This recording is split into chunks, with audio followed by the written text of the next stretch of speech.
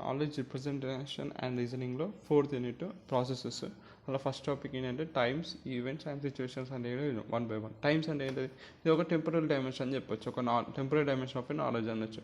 ఇప్పుడు suppose time ఏంటంటే 11 o'clock అండి. అట్లా ఏం చేస్తుంది? ఒక ఈవెంట్ని క్యాప్చరింగ్ చేస్తుంది, లేకపోతే స్టేటస్ అక్కరింగ్ని క్యాప్చర్ చేస్తుంది. ఏదైతే ఎస్ఎస్ఎల్ డైనమిక్ సిస్టమ్స్ ఉంటాయో అలా ఒక ఈవెంట్ జరుగుతుంది, ఒక యాక్షన్ జరుగుతుంది, ఎప్పుడు జరుగుతుందని చెప్తే చూసినా అదే టైం. సో ఇలా ఫార్మల్ రిప్రజెంటేషన్ 3 ఉంటాయి టైం రిప్రజెంట్ చేయడానికి: పాయింట్ బేస్డ్, ఇంటర్వెల్ బేస్డ్, ఇంకోటి ఏలియన్స్ ఇంటర్వెల్ ఆల్జీబ్రా అన్నట్టు. పాయింట్ బేస్డ్ అంటే కరెక్ట్ ఏ స్పెసిఫిక్ పాయింట్ అనమాట. When is your lunch break, exact at 12:50 అనేది ఒక స్పెసిఫిక్ పాయింట్ బేస్డ్ ఇంటర్వెల్ ఉన్నాకో దాన్ని టైం పాయింట్ బేస్డ్ అంటే. ఇప్పుడు అంటే డిస్ట్రిక్ట్ మూమెంట్స్ అనమాట. ఇప్పుడు టైం ఎంత అవుతున్న time 2025 5th month 7th date 10 o'clock time. అట్లా ఇది ఒక correct point, specific point of time చెప్పేది పాయింట్ బేస్డ్. ఇంకా ఇంటర్వెల్ బేస్డ్ అంటే ట్రైన్ ఎప్పుడు వస్తుంది అంటే 5 to 6 minutes రావచ్చు ఎప్పుడన్నా అంటాం. అట్లా డ్యూరేషన్స్ చెప్తాను అనమాట. ఇంటర్వెల్స్ ఇప్పుడు T1, T2 ఉన్నాకు లంచ్ బ్రేక్ ఎప్పటి నుంచి ఎప్పుడు వరకు 12:50 to 1:40 వరకు. సో ఇది ఒక ఇంటర్వెల్ ఉన్నాక ఇంటర్వెల్ బేస్డ్ టైం కిందకి వస్తుంది. డ్యూరేషన్స్ ఉంటాయి అన్న, డ్యూరేషన్ ఉంటుంది. ఒక డిస్ట్రిక్ట్ మూవ్మెంట్, ఒక కరెక్ట్ స్పెసిఫిక్ మూవ్మెంట్ ఉంటే అది పాయింట్ బేస్డ్ కిందకి వస్తుంది. అది డ్యూరేషన్స్ ఉన్నాకో T1 to T2 అంటే 10 o'clock నుంచి 11 o'clock వరకు, దాన్ని ఇంటర్వెల్ బేస్డ్. ఇంకోటి అలియన్స్ ఇంటర్వెల్ ఆల్జీబ్రా ఉంటుంది. ఇట్లా రిలేషన్స్ ఉంటాయి అనమాట. ఇట్లా 13 రిలేషన్స్ ఉంటాయి. బిఫోర్ అని, ఓవర్లాప్, స్టార్ట్స్, ఫినిష్, ఇట్లా 13 రిలేషన్స్. అవన్నీ వాడినాక అది ఏలియన్స్ ఇంటర్వ్యూ ఆల్జీబ్రా కిందకి వస్తుంది. దాని ఎగ్జాంపుల్ చెప్తా చూడండి. మీటింగ్ 1 బిఫోర్, మీటింగ్ 2 అనమాట. ఇంకోటి మీటింగ్ 1 ఓవర్లాప్స్ లంచ్, అట్లా అనమాట. ఇలాంటి రిలేషన్స్ ఉంటే అది ఏలియన్స్ ఇంటర్వెల్ డ్యూరేషన్ ఆల్జీబ్రా. అర్థమైనా? 3 రిప్రజెంటేషన్ ఉంటుంది టైంని.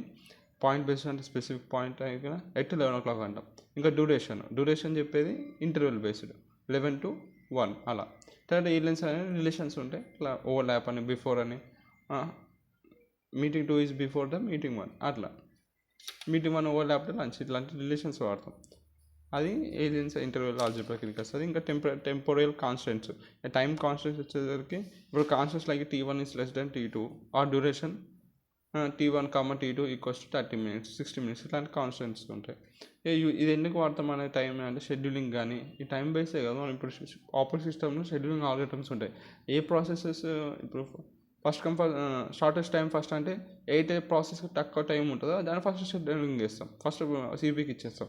సో ఆ షెడ్యూలింగ్లో కానీ, ప్లానింగ్లో కానీ, టెంపరీ రీజనింగ్ నాలెడ్జ్, ఒక రోబోట్కి దాని టైం పరంగా ఈ టైంకి నేను ఇప్పుడు మూవ్మెంట్ చేయాలని టెంపరీ రీజనింగ్ అనేది దానికన్నా జరుగుతుంది బేస్డ్ ఆన్ టైం. అలా ఇంకా ఎగ్జాంపుల్ చెప్పాలంటే ఇప్పుడు ఒక రిప్రజెంట్ లెక్చర్ ఫ్రమ్ 9 to 10:30 దాన్ని ఎట్లా రాస్తారు? ఇంటర్వెల్ లెక్చర్ని పెట్టి ఇంటర్వెల్ బేస్డ్ కాబట్టి అందుకే ఇక్కడ ఇంటర్వెల్ వచ్చింది. లెక్చర్ 9 నుంచి 10:30 వరకు అవుతుంది. డ్యూరేషన్ ఎంత? లెక్చర్ 90 minutes అని ఇట్లా రాస్తారు రిప్రజెంట్ చేస్తే. ఈ అప్లికేషన్ ఎక్కడ వాడతారు? రోబోటిక్స్లో వాడతారు ఈ టైం అనేది. యాక్షన్ టైమింగ్ కోసం డేటాబేసెస్లో వాడతారు. టెంపరీ క్యూరింగ్ అండ్ ప్లానింగ్ చెప్పిన ఆపరేటింగ్ సిస్టంలో షెడ్యూలింగ్ కోసం, షెడ్యూలింగ్ టాస్క్ వర్క్ వస్తుంది.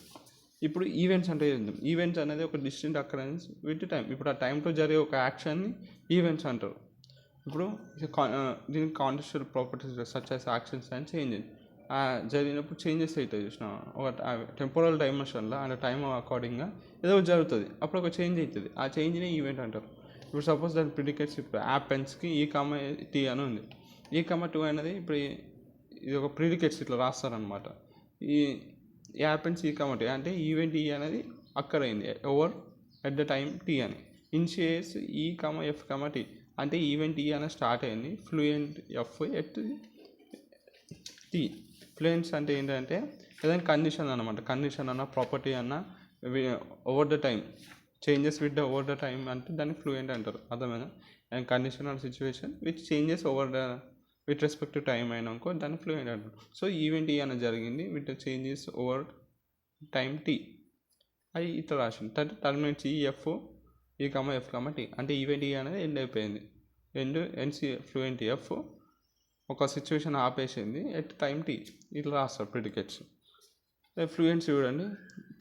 ఫ్లూయెంట్స్ అంటే అదే టైం వేరింగ్ ప్రాపర్టీస్ అనమాట. టైం చేంజ్ అయితే విత్ రెస్పెక్ట్ టు టైం ఏదైనా కండిషన్ కానీ సిచ్యువేషన్ చేంజ్ అయితే దాన్ని ఫ్లూయెంట్స్ అంటారు.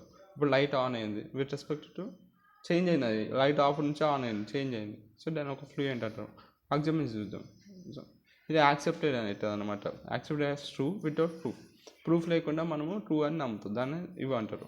సో దాని ప్రిసిస్టెన్స్ ఇవ్వని ఓల్డ్ సెట్ F, T2 ఇది old set F, T2 and terminate అనమాట, టర్మినేట్స్ F, T1, T2. ఇప్పుడు ఎగ్జాంపుల్ చెప్పాలంటే దీన్ని రిప్రజెంట్ చేయమంటుండు. అలా స్టార్టింగ్ ఎట్ 10 o'clock స్టార్ట్ చేసినాడు, 30 minutes వరకు క్లాస్ చేసిండు. దాన్ని ఎట్లా రాస్తావు? యాపెన్స్ అని చేసి టాక్ 10:30కి స్టార్ట్ చేసిండు, వాడు ఇనిషియేట్ చేసిండు. ఎవడో టాకింగ్ అలైస్ ఎట్ 10 o'clock. ఎప్పుడు ఆపేసిండు? టాకింగ్ అలైస్ ఎట్ 10:30కి ఆపేసిండు. ఈ అప్లికేషన్స్ ఎక్కడ వాడతాయంటే వర్క్ ఫ్లో మేనేజ్మెంట్. ఈ వర్క్ ఫ్లో మేనేజ్మెంట్ క్లౌడ్ కంప్యూటింగ్లో వచ్చింది చూసిన అట్లా. ఈ ఈవెంట్స్ అనేది వర్క్ ఫ్లో మేనేజ్లో కానీ, ఆటోనమస్ సిస్టమ్, ఇప్పుడు ఆటోనమస్ కార్, టెస్లా కార్స్ అట్లా ఇంకా నరేటివ్ అండర్స్టాండింగ్ కోసం ఈవెంట్స్ అనేది వాడతారు అప్లికేషన్స్ ఇవన్నీ. ఇంకా సిచ్యువేషన్ అనేది or the world states at specific time.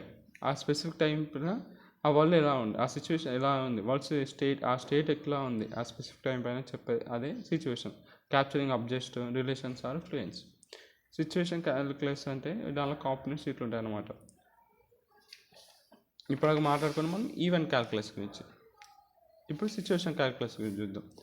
ఈ సిచ్యువేషన్ క్యాలిక్యులస్లో కాంపోనెంట్స్ వచ్చేసరికి situation, action, fluency, results. Situation ఇప్పుడు S0 అనే ఒక సిచ్యువేషన్ జరిగింది, S1 అనే ఒక సిచ్యువేషన్, ఇనిషియల్ స్టేట్. ఇప్పుడు ఆ టైం అప్పుడు అక్కడ ఏం జరిగింది, ఇనిషియల్ స్టేట్లో ఉంది, కార్ అనేది ఇనిషియల్ స్టేట్. తర్వాత వచ్చేసరికి మూవింగ్ స్టేట్లోకి వచ్చింది, నెక్స్ట్ స్టేట్కి వెళ్ళింది. తర్వాత యాక్షన్ అనేది జరిగింది, యాక్షన్ ఏటో రిప్రజెంట్ చేస్తాం. సిచ్యువేషన్ S0, S1 యాక్షన్స్ అనేది చూడు, అలెస్ అనేటోడు ఒక రూమ్ నుంచి ఇంకో రూమ్కి మూవ్ అయ్యాడు, సో ఇది ఒక యాక్షన్. ఇంకా ఫ్లూయెన్స్ అనేది చెప్పినాక ఒక కండిషన్ ఆర్ ప్రాపర్టీ చేంజ్ అవుతుంది over time.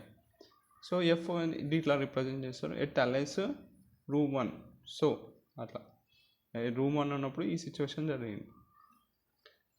So next year result fluency అనేది A, S చేసాం.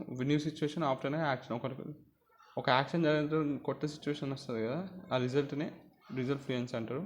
అజమీస్ వచ్చేసి effect at Alice room 2 result move అయ్యాడు ఒక రూమ్ నుంచి ఇంకో రూమ్కి. సేమ్ ఇట్లనే ఫ్రేమ్ కూడా, ఫ్రేమ్ ఏం చేస్తా అంటే స్పెసిఫై వాట్ డజంట్ చేంజ్, అసలు ఏం మారలేదు అని స్పెసిఫై చేసేది ఫ్రేమ్ అనమాట. అక్కడ బాబు రూమ్ 1లోనే ఉన్నాడు, రూమ్ 1 ఉంది, తర్వాత వాడు రూమ్ 2కి మూవ్ అయ్యాడు అలైస్ అనేటోడు. బాబు వాడు మాత్రం రూమ్ 1లోనే ఉన్నాడు. సో అట్లా ఏం చేంజ్ కాదని స్పెసిఫై చేసేది ఫ్రేమ్.